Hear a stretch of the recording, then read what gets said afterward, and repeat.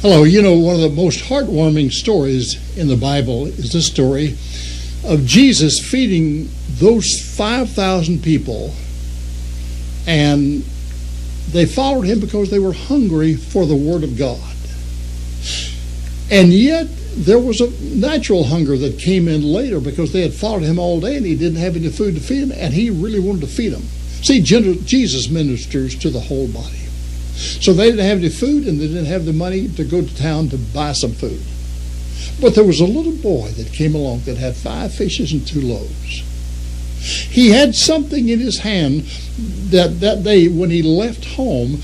He had no idea that it was going to be as important as it was. But yet, he had the 5 loaves and 2 fishes in his hand, and Jesus didn't have any food to feed all the disciples. So he got the little boy, got the 5 fishes and 2 loaves out of the little boy's hand and multiplied them. Wow.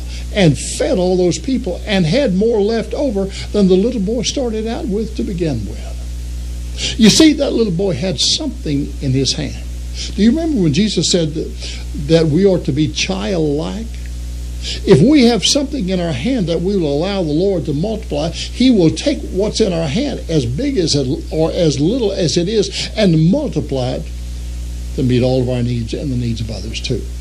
So I guess the question is, what do you have in your hand today?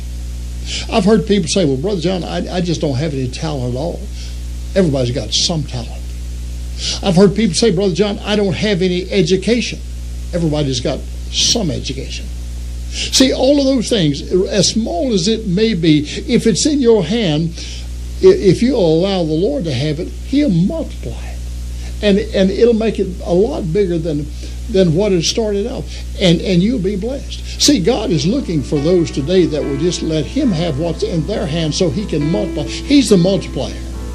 And he's given us all a seed or a blessing or something that we can offer back to him. So the key thing is offer back to the Lord what you have and let him multiply it and give it back to you. And you'll be glad you did, because it'll meet your needs and meet the needs of a lot of others too. So why don't you do that? And you'll be like the little boy. You'll go home with a story. You'll go home with a story of how you met the Lord. Fishes and multiplied into a lot more, besides feeding a lot of folks. Until next time, this is John Dean.